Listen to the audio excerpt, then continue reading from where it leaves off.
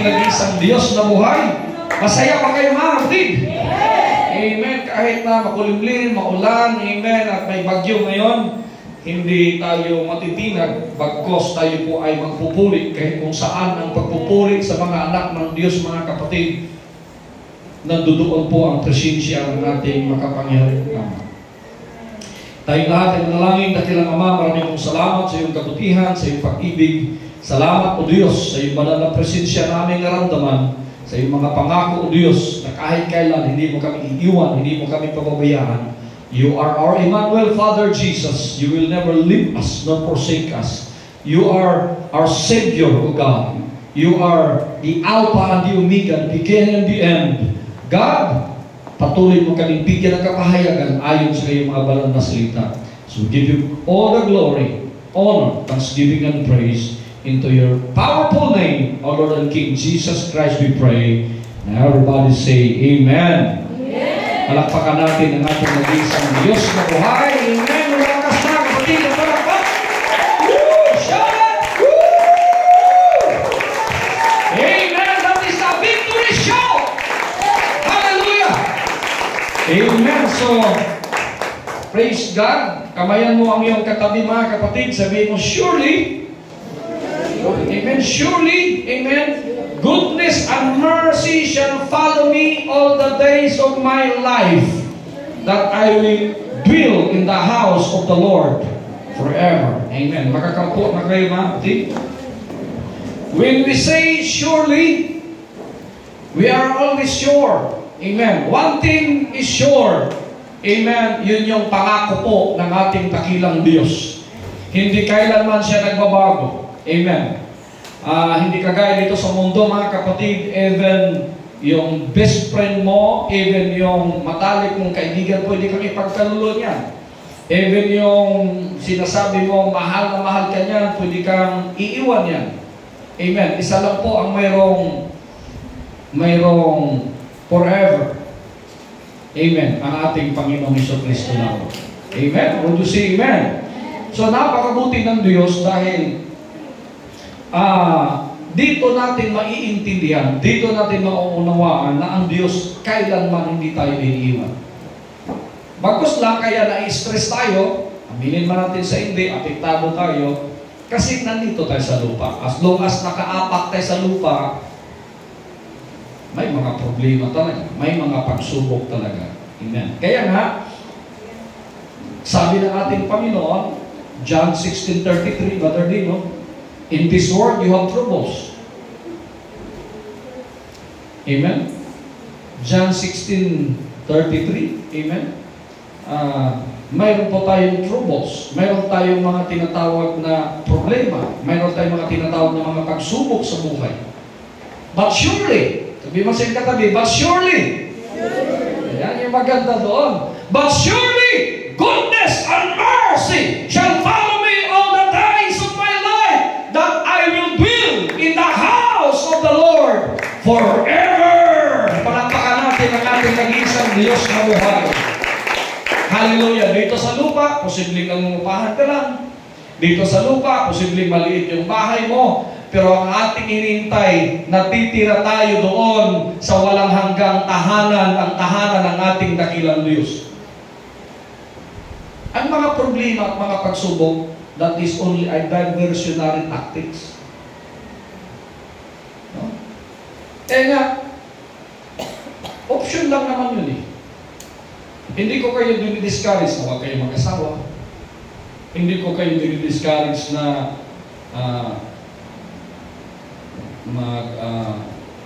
mag-single kayo. Pero actually, ang dapat nating pakasalan ng Panginoon.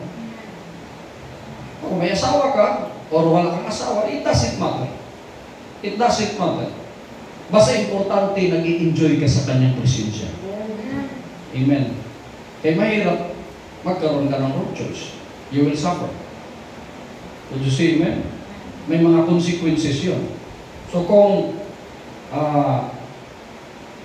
mayroon kang binigay ang Diyos sa iyo na asawa mo, pasalamatan ng Panginoon.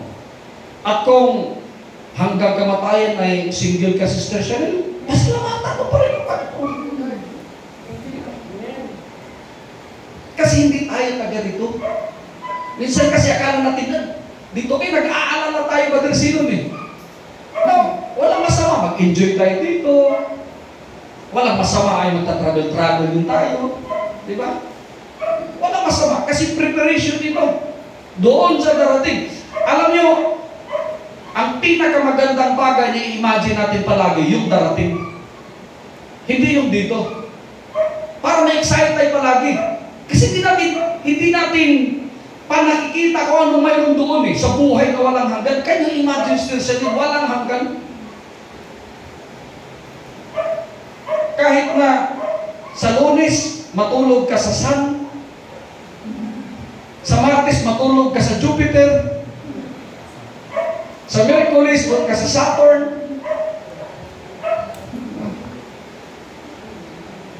Pagka Throwback Thursday, doon ka sa Star. Dahil wala ka ng kamatayan. Kaya tingnan ninyo yung kapangyarihan ng tao. Kapiranggot lang sa Serilbi ang binigay ng Diyos. Tingnan nyo nung sumakay kayo ng eroplano, hindi mo ba na-appreciate ang Diyos doon? Paano lumipad yung bakal? Kaninong talino yun? Galing sa Diyos. Hindi pa nga mananampalataya yan sila eh. Pero likas na sa atin na may binigay na talino na dapat gamitin natin. Kaya kung may mga problema tayo, may mga pagsubok tayo, hindi tayo dapat panghinaan ng loob. Amen. Because our goal is not here. We are just a stranger here. We will pass through. No? Alis tayo dito. Dadaan tayo dito. Saan tayo pupunta? Doon sa inihanda ng ating dakilang Diyos ang buhay na walang hanggan. Pwede bang palapakan natin siya? That's why it's very sure. Yung paglilingkod natin sa Diyos. Walang relihiyon ito. Walang grupo-grupo ito. Kapag sinunod natin ang kanyang mga salita, magkaroon tayo ng peace of mind. Magkaroon tayo ng katuwiran. Magkaroon tayo ng kagalakan. Because the kingdom of God is not eating and drinking. That means the kingdom of God is not literal as we think. The kingdom of God is not physical. The kingdom of God is not like what we desire. Amen. Day by day sa paglilingkod natin sa Diyos. But the kingdom of God is spiritual. Righteousness, peace, and joy in the Holy Spirit. That is the kingdom of God. Yun yung dapat i-aim natin. Eh kung naiintindihan mo yung kaharian ng Diyos dito sa lupa, you can smile at the storm. Surely, you can smile at your storm. Pwede bang palapakan natin ang ating dakilang Diyos? Surely, because the goodness and the mercy will always follow you. All the days of your life. Tayo lang yung kinakabahan. Diba? Eh noong month of April, sobrang init, March, April. No? Meron nga nagre-release na doon sa mga bill ng kuryente. No? Drilling na drilling. Pag diba, ang laki ng mga kuryente. Sinong lumaki ang mga kuryente? Diba? Sabi pa nga ng iba, buti na lang kung ma-high blood ka pagdating ng bill kaysa sa ma-high blood ka dahil sa sobrang init. Amen? So surely, sabihin mo sa iyong katabi, surely. Huwag tayong dapat mag-alala. Now, hindi man natin mawawala yun na magiging apektado tayo sa buhay. Kasi minsan nakalimutan natin si Sister Chanel. Akala natin dito tayo. Kasi kung dito tayo, ay kung walang hanggan na ito, ayusin natin ito. Talagang bahala na kung ano mangyayari. Talagang magsisikap tayo kung ano mang gagawin natin. Pero hindi pa itong buhay na walang hanggan eh. Mayroon pa tayong dapat gawin. Ano yung mga dapat natin gawin? Itong mga salita ng Diyos, dapat ito ang sundin natin. Kasi sabi pa nga ni Jesus Christ, mga kapatid, amen? John chapter 5, verse 43, kung hindi ako nagkamali. You need to search the scripture because in it, you have eternal life. Saliksikin natin ang banal na kasulatan dahil dito makakasumpong tayo ng buhay na walang hanggan. So dito lang sa salita ng Diyos. Pero minsan, least priority natin ang salita ng Diyos. Ito, paulit-ulit, nakikita natin ito sa mga jeepney, nakikita natin sa tricycle, mga billboard. No? The Lord is my shepherd, and I shall not want. Or the Lord is my shepherd, I will always have everything I need. Sa Tagalog, ang Panginoon ang aking pastol at wala na akong hahanapin pa. Pero, palagi tayong mayroong hinahanap. Bakit, Sister Jenny Ross? Kasi hindi pa talaga natin totally naintindihan kung sino ang Diyos na ating pinaglingkuran. Pero as long as maiintindihan mo at maunawaan mo kung sino ang Diyos natin pinaglingkuran, mga kapatid, wala ka nang hahanapin pa. Amen. Dahil nasa Kanya na lahat. Ang problema natin, hindi tayo marunong magbalik kung ano yung Kanyang ginawa sa atin. Sometimes we are ungrateful. Would you say amen? Ano ibig sabihin nun? Lahat na ginawa ng Panginoon. Ginawa mo ng gwardya ang Panginoon sa bahay mo. Panginoon, aalis po kami. Bantayan mo yung bahay namin. Panginoon, matutulog ako. Gabayan mo ako. Panginoon, magbibiyahe kami. Ingatan mo kami. Isipin mo yun. Nakausap ako. Nagreklamo ang Panginoon sa'yo. Sabi ng Generous, pagod na ako sa kakautos mo. Diba? Panginoon, may utang ako. Panginoon, lagi nananakot yung home credit sa akin.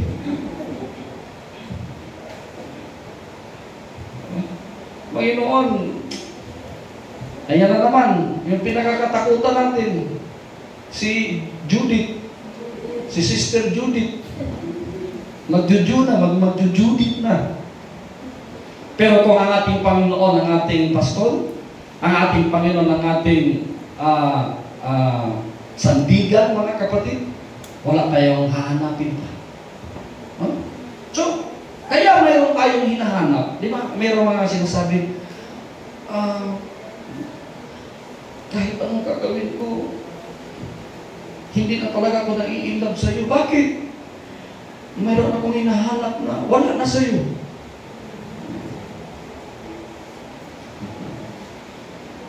Kasi, usually yung puso natin, according sa research, kinikimabuti. May nag-research na yung puso, yung mga scientists, pinag-aralan nila yung mga scientists. Yung puso po natin, by chamber, may mga chamber.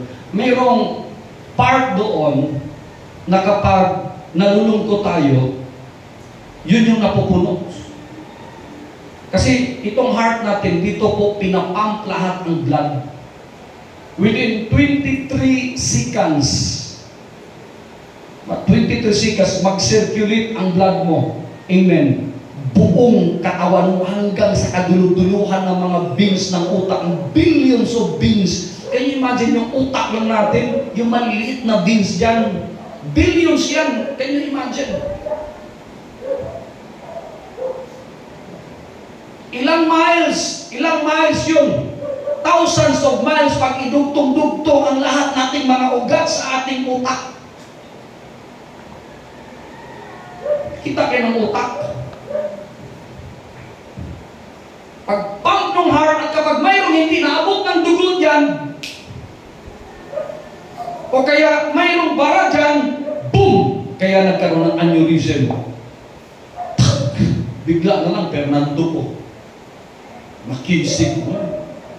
Sipin ba natin na bigla na lang matumba? Kaibigan ko, yung 2 weeks ago, nag-exercise pa sila ng asawa niya. Kakwentuhan ng Minister Jaja ng nakarang araw. Naglalakad sila, nagpahinga yung asawa niya habang naglalakad. Hindi na niya alam kung bakit saan napunta. May tumawag na lang sa kanya. Nasa hospital na. nire-revive na doon at dead on arrival. Last na pala nung napaalam ng asawa niya yun nung naglakad-lakad sila. Nag-exercise pa yun, ha? Diba? Bakit may exercise na sarili? Para healthy life. Pero hindi natin alam kung kailan talaga ang appointed time natin. Kaya nga, ang tao wala kasing contentment. Tandaan natin yun. Wala talagang contentment ng tao.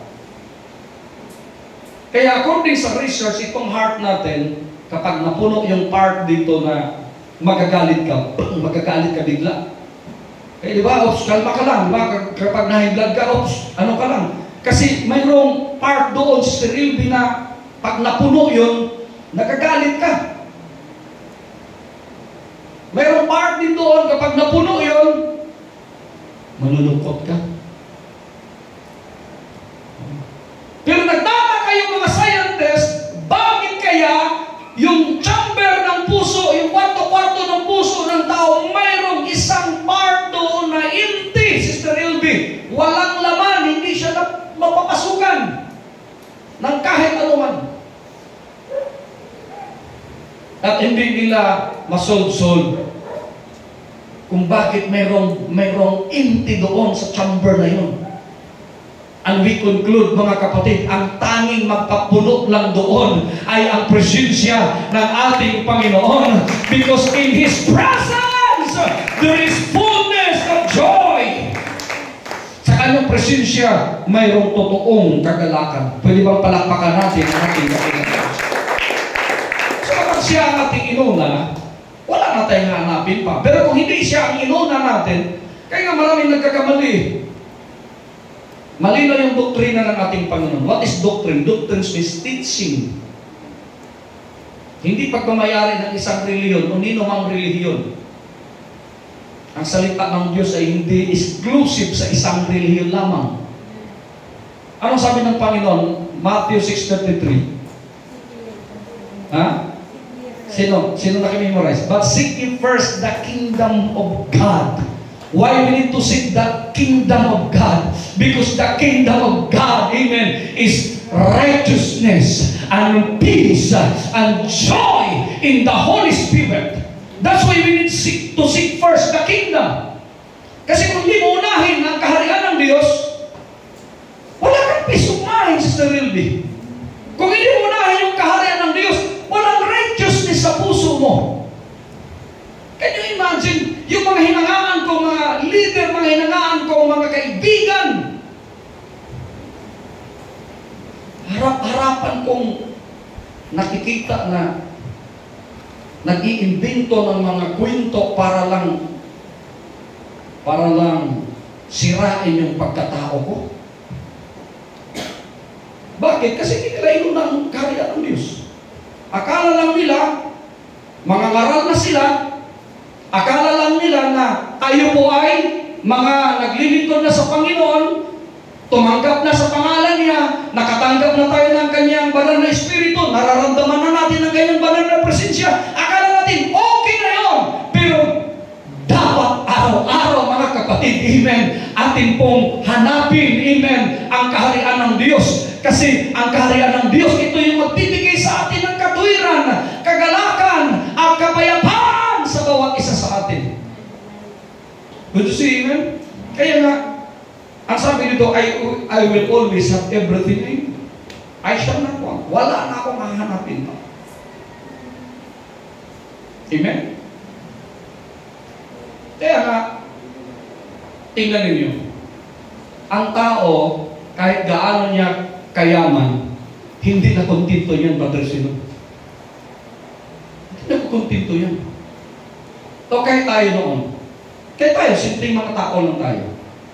Isipin mo, magkasweldo naman ako ng 10,000, masaya na ako. Pangarap ko lang 10,000. Nung natikman mo ng 10,000, gusto ko mag-20,000. Nung mag-20,000 na, gusto ko mag-30,000 yung income ko. Kapag 30,000 na, gusto ko 50,000. Pero sabihin ko sa inyo, kahit palaki ng palaki, para pa rin kulang. Bakit? Hindi kasi nauubos ang pangangailangan ng tao. Pero kung si Kristo, ang ating Panginoon, Brother Dino, ang ating uunahin, mayroon tayong tinatawag na contentment. Amen. Kasi pag napuno yung isang chamber doon ng puso natin, Sister Hildy, kontento ka na. Kaya makikita mo yung mga post sa Facebook na nagpo-post ng mga maliit lang na bahay, parang kubo lang. Pero may kunting farm.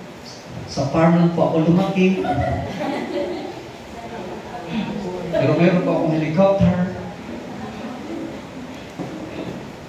Paano napasok, Magaling ako pumasok eh. Sino mga kababata mo? Sa farm lang ako lumaki. Galing ang farm, no? Sabi ko, gusto ko na rin sa farm lumaki. Magkaroon ako ng helicopter. No? Actually, sabihin ko sa inyo, ito sequel lang ito. Sequel lang ito, ha? Pero, tayo din naman, nag-i-intro naman din tayo sa ibang bansa, eh. Bakit? Mga Pilipino. Number 1 ang Pilipino sa buong mundo na pupunta na sa ibang bansa. Eh, nagtataka na ako. Bakit gano'n yung mentality? Doon nakakatawa siya, pero bakit gano'n yung mentality? Ang daming illegal immigrants sa ibang bansa. Minsan lang tayo masyado tayong OA. Ang daming tinti doon sa ibang bansa, Patricio. Tapos sasabihin natin, ismay ka, ganito ka, kasi sa farm ka lumaki. Binigyan ko kayo ng kakaibang view. Mabubuksan yung isip nyo. Pero nung wala, isipin mo, traidor to, ano to, intelligence to, galing ng China. Tayo na yung pinakamaraming pupunta sa ibang bansa. Minsan pa, illegal tayo din doon. Nakuha natin. Pag in-interview tayo doon, ganun din sagot natin, sa farm ako lumaki, sa farm. Ganun din tayo doon. Siyempre, ang China, sila yung pinakamaraming tao sa buong mundo. Billion po sila. Kaya I doubt na talagang pupunta yan sila sa ibang lugar. May kausap ako. Gusto lang din niyang mabuhay. Bakit wala ba tayong mga mayor din doon sa Australia, sa Amerika? Kalukuhan naman yun. Nung pinapanood ko, ginawa natin katawa-tawa si Alice. Pero, in my mind, masyado tayong makitip ang pag-iisip. Kung ikaw yung nagiging Sister Generous na nagiging Alice, halimbawa pupunta sa London, pupunta sa atin yan, nagtitiinti siya, nagtatago siya doon. Siyempre, ganun din yung sasabihin mo, dito po ako lumaki. Kapahan po ako lumaki. Ganun din yung sasabihin natin. O ngayon, lumulat na kayo. Ganun din ang paglilingkod sa Panginoon. Minsan may mga iniisip tayo na, bakit ganyan na siya? Dahil sa negatibo yung tinitingnan mo, tumingin ka doon sa positibo. Parang problema sa buhay. Kapag may problema, katulad nito, nung tag-init, ay, problema, lagi tayo nagagalang problema. Pero kapag business-minded ka, anong iniisip mo? Magnegosyo ako ng ice cream. Magnegosyo ako ng tubig. May negosyo ko ng pamaypay. Kasi lagi natin tinitingnan, yelo, di ba? Ice candy. Di ba? Kaya bakit talo ang mga Pilipino sa insect? Pag wala kurente, wala tubig, sabi doon ng Pinoy, problema, lagi nagmumura yung Pilipino. Ano ba yan, Niralco? Ano ba yan? Pero insect, pag may problema, wala tubig, siya masaya. Ako negosyo tubig. Ako binta. Pati nga langaw, binibinta niya eh. Alam niyo yung kwento na yun? Diba? Yung insect, nalugi. Wala talagang pira yung insect. Wala siya magawa, chopstick lang yung hawak-hawak niya. Nakapag may langaw, yan o langaw. Nahuli niya yung langaw. Sabi niya sa katabi niya, bili ka langaw. Isipin mo pati langaw na isipan yung ibinta. Malay mo, bibili. Naintindihan ninyo, ang buhay, huwag kang tumingin sa isang negatibong side lang, Sister Elby. Parang may karamdaman. Tingnan niyo, nung may karamdaman ako, anong sinabi ng Panginoon sa akin? Nadoon na ako, papayat na ako ng papayat, pinatanggal ko na lahat ng salamin, hindi pa ako makalakad. Imagine mo yung pati iihi ako, hindi ako makaihi. Pakapal ng pakapal yung mga tubig ko sa paa. Pero na sinabi ng Panginoon, go, travel. I will heal you. Bakit magta-travel? Hindi ako makakalakad, magta-travel ako. Go, travel! Sabi ng Panginoon, and I will heal you. I decided, kinausap ko Sister Claudia, mga anak ko, gusto niyo mag-travel? Sabi ni Joy, paano ka mag-travel, Daddy? Kaya yan. Kinakansawan pa nila ako. Sumakay ako sa aeroplano. Binuksan yung pintuan ng piloto. Doon kami dinaan. Kasama ko yung mga 70 years old, 80 years old. Yung iba pa, parang may mga oxygen pa. Kasama ko, sumakyat doon. Di ako makakit sa hagdan. Pero tumingin ako sa positibong bagay. Kahit sa kita, tinitingnan yung positibong bagay. Kahit dying ako, halimbawa dying ako, 1 week na lang, hindi ako maging malungkot. Gusto ko yung 1 week na natitira sa akin, gamitin ko yan para magiging masaya ko para sa Panginoon. Hindi tayo dapat matakot, mga kapatid. No? Verse 2, He maketh me to lie down in green pastures, He leadeth me beside the still waters. So, anong ibig sabihin? Ang Diyos naglilid talaga sa atin, Sister Chanel. Kaso lang, matigas minsan yung ulo natin. Gusto natin sa sarili natin yung dito ako. Nililid ka ng Panginoon doon sa mga bagay na nandoon yung mga pagpapala. May mga opportunity doon. Kaso ayaw mo kasi sinusunod mo yung gusto mo. Hindi man sa pag-ano? Bakit nagkaganito yung Pilipinas? Mga kaibigan ko yung mga politiko na yun, alam nyo yun. Pero bakit nagkaganito ngayon yung Pilipinas? Kasi si Inday Sara, matigas ang ulo, hindi sumunod kay Digong. Totoo yun. Hindi ko sumunod sa tatay niya. Hindi siya nakinig sa tatay niya. Kasi may sarili siyang ano. Tapos na yun, tingnan nyo. Damay-damay na lahat. Ang kaibigan natin doon sa Mindanao, pinadalahan na lang 4 na batalyon para halugugin yung buong Davao. Nakapunta na si Brother Sinon doon. Ini-isa-isa na. Kasi malapit na election, 2025 election na. Pero kung makikinig tayo sa Panginoon, ililid niya tayo doon sa kabutihan. Ililid niya tayo doon sa, amen? He gives me green pasture to lie in and He leads me to calm pools of water. Hindi lang basta-basta pagpapala ang ibibigay ng Diyos. Gusto ng Diyos, kapag binigyan ka, yung kalmado ka. Oh, kalma. Di ba? Oh, kalma. Kasi minsan may opportunity, may mga pagpapala na hindi ka kalmado.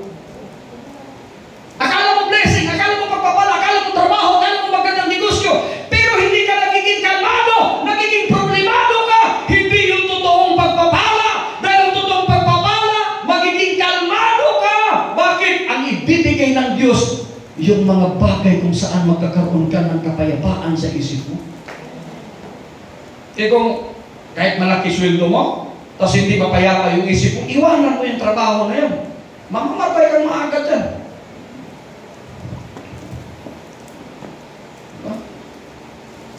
Napaka-importante sa negosyo, sa trabaho, sa paglilingkod sa Panginoon, dapat masaya ka. Would you see, amen? Kasi nililid tayo niya. Binibigyan niya tayo ng green pastures. Amen? So, ibig sabihin, Lahat sa atin. Kaya nga, ano ba palagi? Bakit lagi yan? Noong grade 1 pa tayo, elementary pa tayo, high school tayo, paulit-ulit yung prayer natin. Our Father, you are in heaven, hallowed be your name, kingdom come, will be done, Lord, as in heaven. Memorize natin yun. Pero hindi natin naintindihan. Kapag nagkasala kami doon, silaking Katoliko kami. Lohod yan. Lohod. Lohod kami, hawakan yung 2 libro, lohod doon sa altar, o lahat, sabihin ng mama ko, 100 na Our Father, 50 na Ave Maria. Hindi ka pwede magsinungaling, Brother Simon, kasi nasa harap mo, tumitingin sa iyo eh. Kahit saan ka, gano'n titingnan ka eh. Sino nakaranas doon? Kasi ang picture, kapag ang picture tumitingin sa camera, pag tinitingnan mo rin, tumitingin din sa iyo, kahit magtago ka, silipin mo, titingnan ka lang eh. Sabi ko kay kapatid ko, hindi ka na kulang yung yung Our Father mo, 80 lang yung bilang-bilang ko eh. Verse 3, He restored my soul, and He leaded me in the path of righteousness for His name's sake. Wow! Hindi nyo napansin, paraging nililid tayo. Pero anong ginawa naman natin? Umaayaw tayo. Alam niyo yung lead? Anong lead sa Tagalog?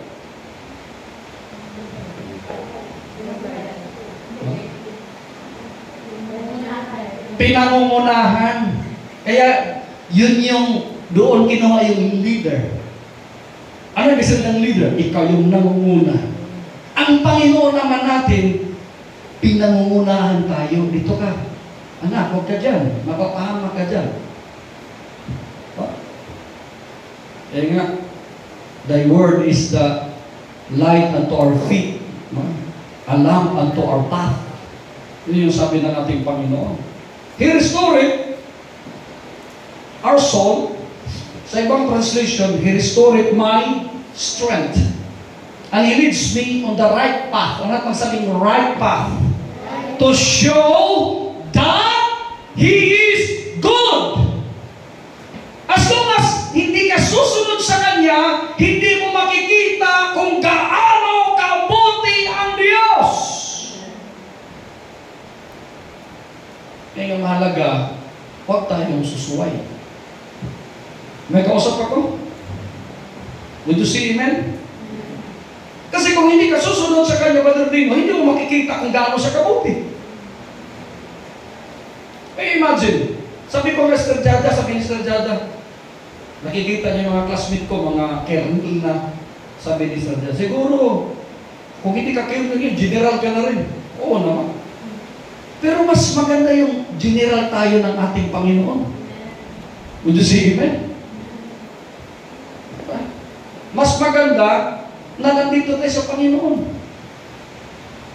Nakikita ko yung mga classmate ko, matataas na yung ranggo sa PNP. Matataas na yung ranggo sa Army. Pero nangyari, hiwalay sa asawa. Samantalang ako, maganda ang asawa ko.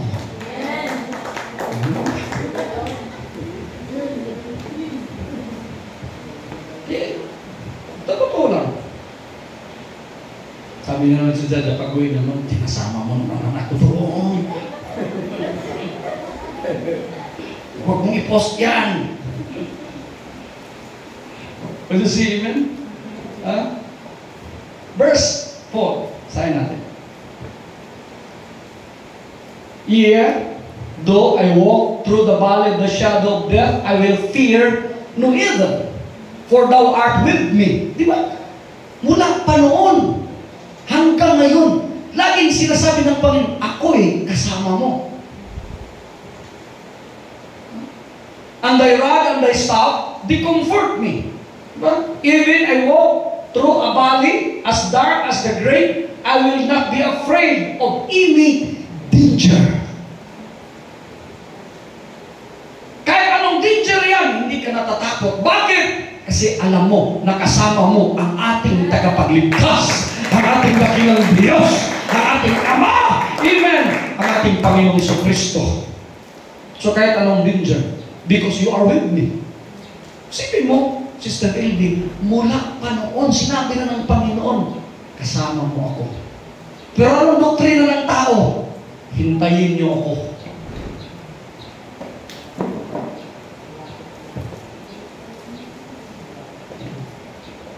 Anong mas maganda sa pag-ibig? Sino na nakaranas na umibig? Yung paghintayin ka o kasama mo siya? Ha? Sige nga. Ano mas maganda sa pag-ibig? Yung lagi mo siyang inihintay, malayo siya palagi sa'yo, kasama mo siya palagi. Di ba? Aawit kayo mga awit namin noong 90s, Brother Sino? Basta't kasama kita, lahat magagawa. Alam niyo yun? Ang sunod doon? Lahat ay iaaral sa'yo. Sipin mo yun? Yun yung mahalaga na maintindihan natin. That our God is always with us. He is always with you. He is always with me. He will never leave us nor forsake us. And His rod and His staff comfort us. Eh yung pag-shepherd, pag si Brother Sino nakarating ng Middle East yan, maraming mga shepherd doon, yung mga badok, yung mga black. Parang hindi naman sila negro, pero para silang mga naiitim sila doon. Mainit yung lugar ng Middle East. Mayroon din silang dala-dala para mga tungkod. Yung staff, para may kalawit yon. Ang purpose noon, yung kambing at saka yung mga tupa, ginaganon yun. Ang misinterpretation ng maraming pastor, ginagamit nila yung pamalo nila sa kanilang tupa. Hindi mo dapat gamitin yung pamalo mo. Ang gamit lang sa mga tupa, yung staff. Saan gamit yung rod? Bakit sinabi dito, thy rod and thy staff comfort me? Bakit? Kasi yung rod, yun yung pamalo doon sa mga lupo. Yun yung pamalo doon sa mga bear. Yun yung pamalo doon sa mga mananakmal, doon sa mga tupa. Hindi yun para sa tupa. Pero nga kaming kinakounsing na kasamahan ng pastor, lagi niyang sinasabi, bawat pangaral niya, kung ayaw niyo sa akin, umalis kayo dito. Kada Sunday daw, ayaw niyo sa akin, umalis dito. Sino bang pinatamaan ni pastor?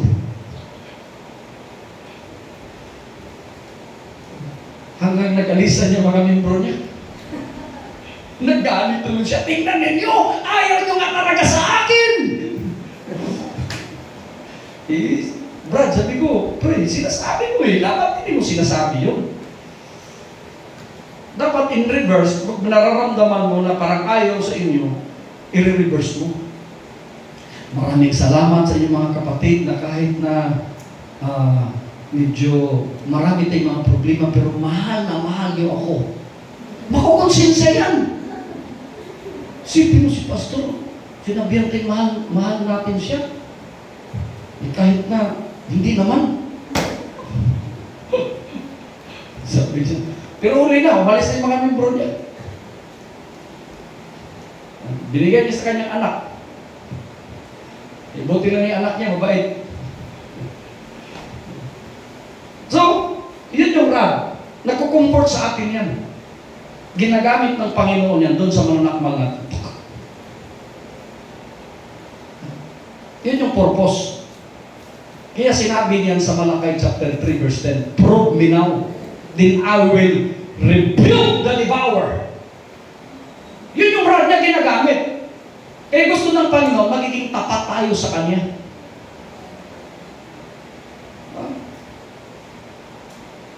Kapag nagiging tapat ka sa maliit na bagay, hindi ka talaga pababayaan ng Panginoon. Sabihin ko sa inyo. Sabihin ko sa inyo. Ako, pareho kay Mr. Lita, nagtitinda rin ako ng ahinte ako ng bahay. At sinasama ko sa Jaja, dito, kukuha tayo dito. May bago dito, kukuha tayo dito. Dito nga, gusto ko sana makakuha dito noon. Alam, magkano ng pag-ibig dito? 2.5. 2.5 lang to dito. Yung inner, ito, 4.6 lang to. Tama ba? 2.5, di ba? Oh. Sabi ko sa Jaja, hindi natin kaya yung 2.5. Imagine mo yun. Pero napunta kami sa 13.5. Asawa ng Diyos Badirso na next year, tapos na ako. Ay, salamat.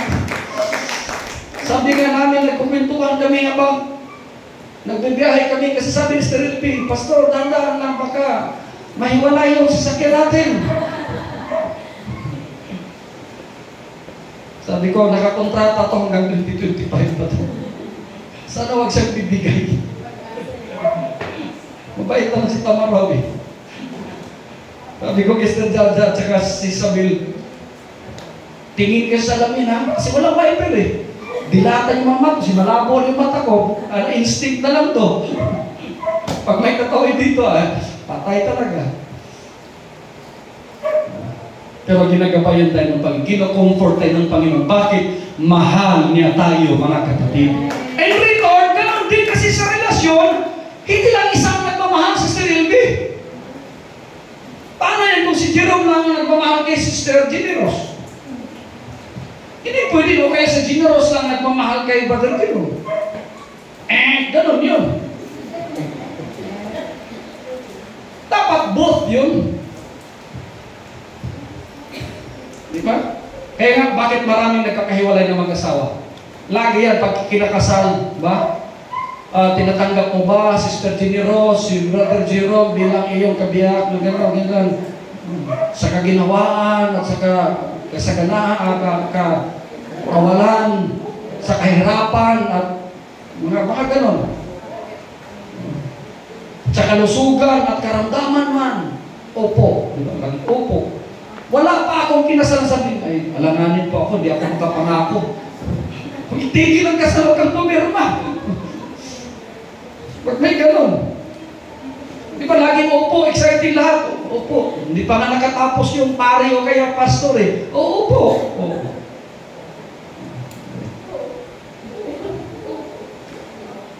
Pero mayroong process yun. Mayroong proseso yun.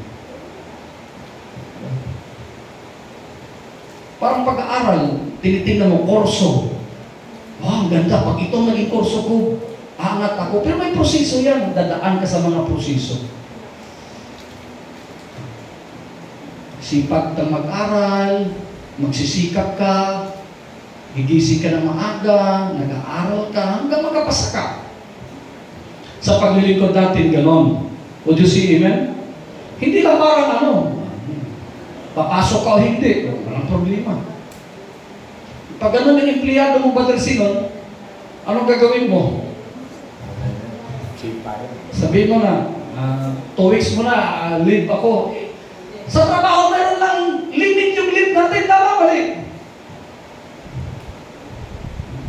Alam, sa totoo lang, di makwento ko lang sa inyo. Kasi, lang yan number 4 na yan 2 lang ang kulang. Nag-apply ako ng trabaho, Brother Sinon. Kasi from criminology, nag-aaral ako ng Bible School. Bit ko yung transcript. Apply ako. Proud na proud ako. Taas ng grado ko 98% yung grado ko. Nung nag-apply ko, tinignan nung HR. Sir, siya nag-aaral, sir. O, sir, baliti drive.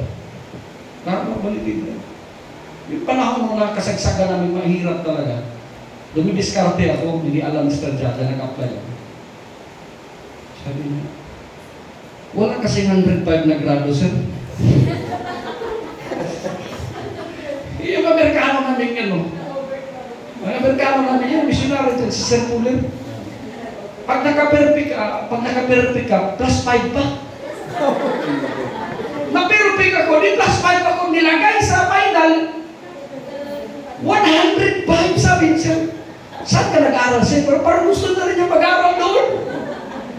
Hindi ako natanggap, frustrated ako umuwi. Sabi ko sa Jaja, ikaw na lang mag-apply. Dear. Ay, nako-experience. Yung pala hindi accredited. Kawawang nila lang. Buti na lang, buhay pa rin kami hanggang ngayon. Because we have a God. Amen? He lead us. He comfort us. We will not be afraid. Amen? Would you see amen? Verse 5. Thou preparest a table before me in the presence of mine enemies. Ano yung mga enemies, Sister Chanel? Sa gitna ng mga problema, sa gitna ng mga pagsubok, sa gitna ng karamdaman, isipin mo, nakakakain ka pa rin. Isipin mo, may pagpapala ka pa rin kahit kailan, kahit gaano kadami ng problema mo sa sarili. Kahit sinasabi mo, sana ka, kukunin na itong mga apo ko dito para maging malaya ako. Pero nandoon pa rin ang pagpapala ng ating Panginoon. Diba? Inihanda ka pa rin ng Panginoon. Kahit sabihin mo, nagtataka ka. Parang, yung sweldo mo, mas malaki doon sa ginagastos mo, pero buhay ka pa rin hanggang ngayon. Kumakain ka pa rin. Pero kung pintahin mo araw-araw yan, ibabudget mo araw-araw, may stress ka, hindi kaya yan, stress yan. Hindi kaya yan. Magkano ang, ano ngayon? Minimum ngayon? Sa Cavite? 520 sa NCR. 600 plus? 680 naman sa NCR? Ha? Mga 680? Oh. Ikakain ka ng isang kainan, 1,000 yung gastos mo. Abunado ka pa. Yung sweldo mo, 680. Kumain ka, 1,000. Nag-buffet ka eh. Nag-ano ka, ano tawag nun? Nag-Vikings ka. Pero malinaw, sabi niya, you prepared a meal for me in front of my enemies. Ito pa, you welcome me and an honored guest. My cup is full of spilling over. My cup is running over.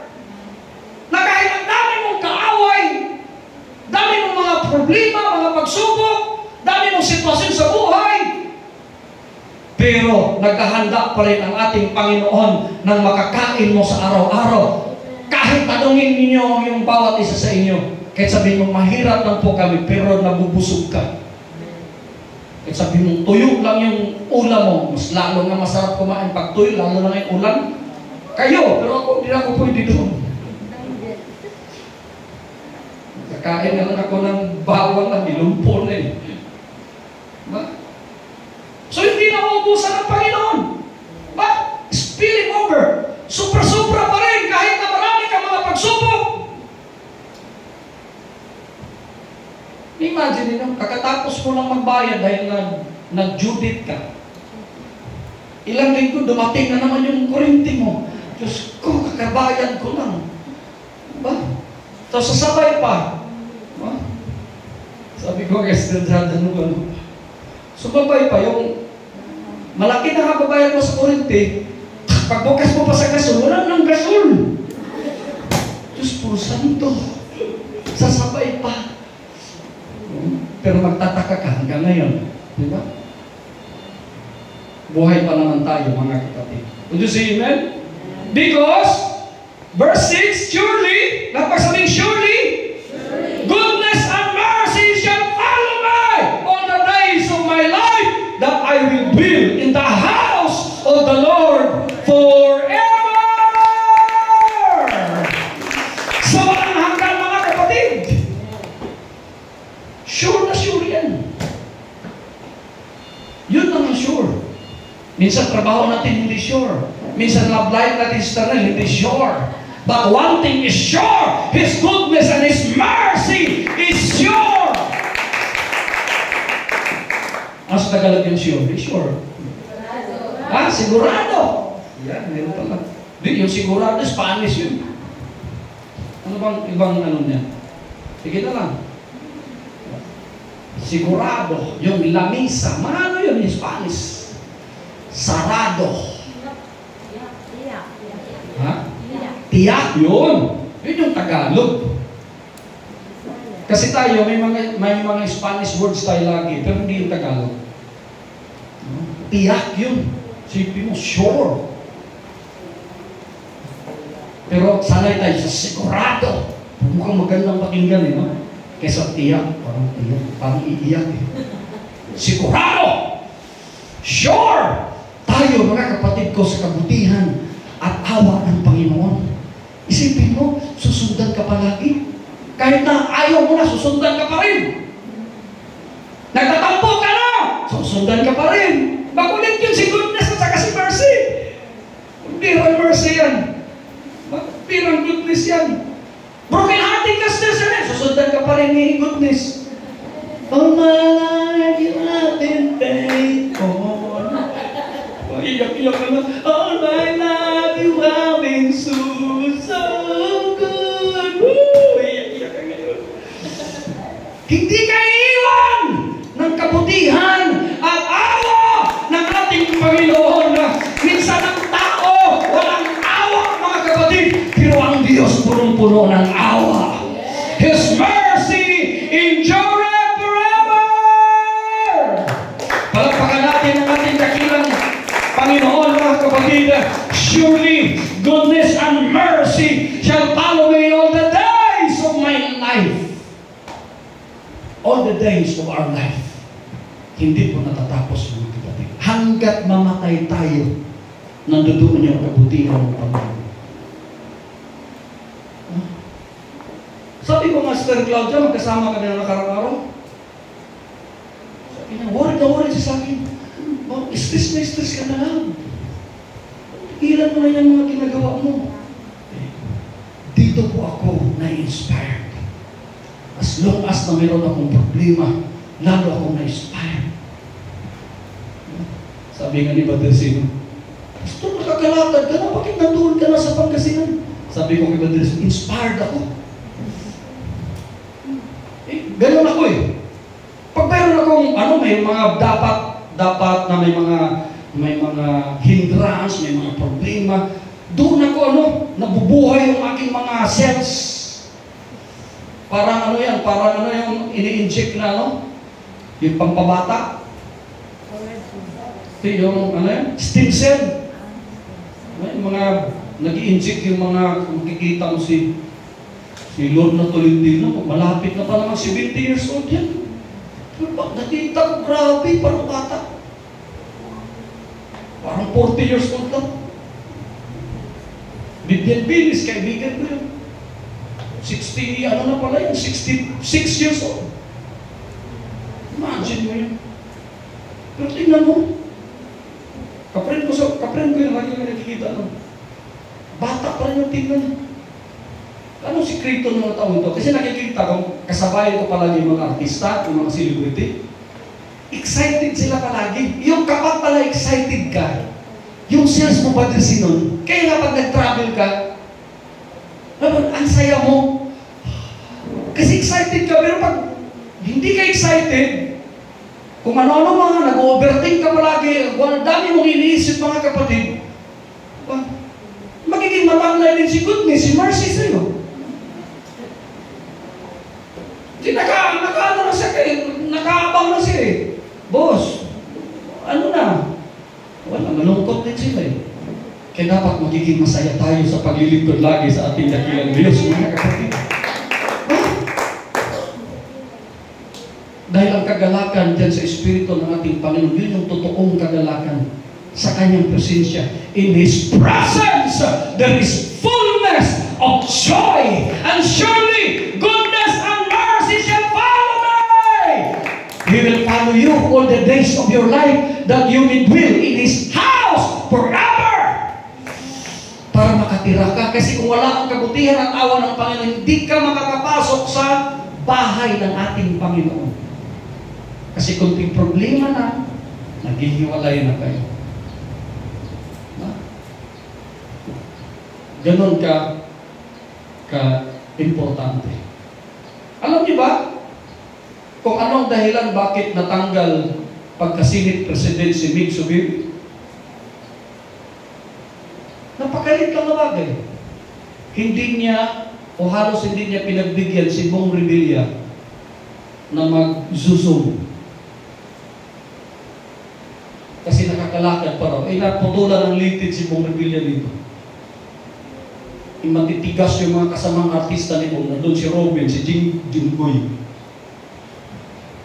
Ginuyo nila yung mga ibang senador. 24 senador, 14 sila. Tanggal si Subiri. Hindi na pakalitan na bagay. Ganun ang tao, di ba? Minsan ganun ang tao. Kunting bagay lang. Pero ang ating Panginoon, hindi ganun. Kahit ang laki na nang nagawa nating pagkakulang sa Kanya, pagkakamali sa Kanya, baliwala yun. Why? Dahil ang kabutihan at ang awa ng Panginoon palaging sumusunod po sa atin. Pero nakakalungkot man, hindi natin yun in-appreciate. Kaya nga, kinikwento ko kanina, paglipad pa lang ng aeroplano ba dahil sino? Window side ka ba? Window side? Nakikita mo, nakikita mo yung mga isla-isla doon. Wow, parang sarap ng pakiramdam. Paglapag mo sa airport, di ba may kakaibang energy? Kaya ngayon sa Cagayan de Oro, pumunta kayo. Iba yung energy. Wow. Pagbaba mo sa airport, tapos may susundo sa'yo. Di ba maganda yung pag nasa airport ka, may susundo. Pakiramdam mo, pag darating sa airport, walang susundo kayo. Parang malungkot kayo. Pero pag may susundo, parang excited ka. Pili mo abroad kayo. Iba yung energy. Di ba? Kaya gamitin natin yun. Ito turo ko sa inyo. Dapat lagi kayo nakismile. Kahit galit ka, may pinasok ka ngayon.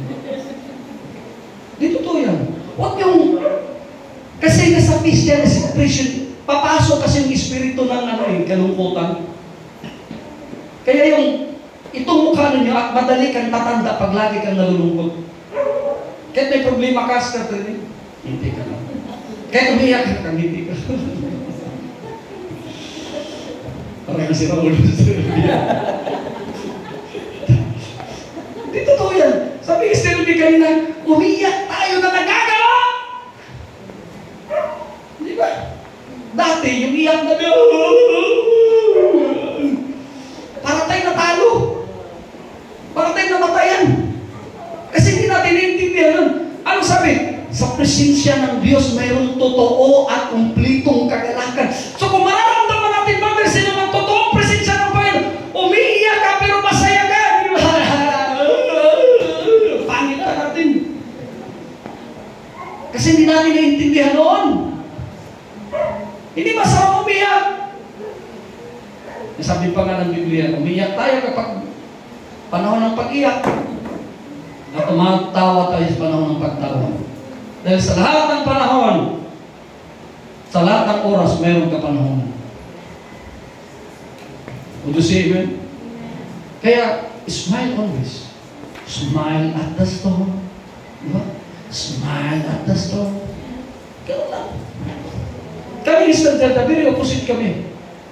Siya yung pinakano ko pero matinding discernment yan. Pag may mga problema, ano agad yan? Yung worried siya palagi.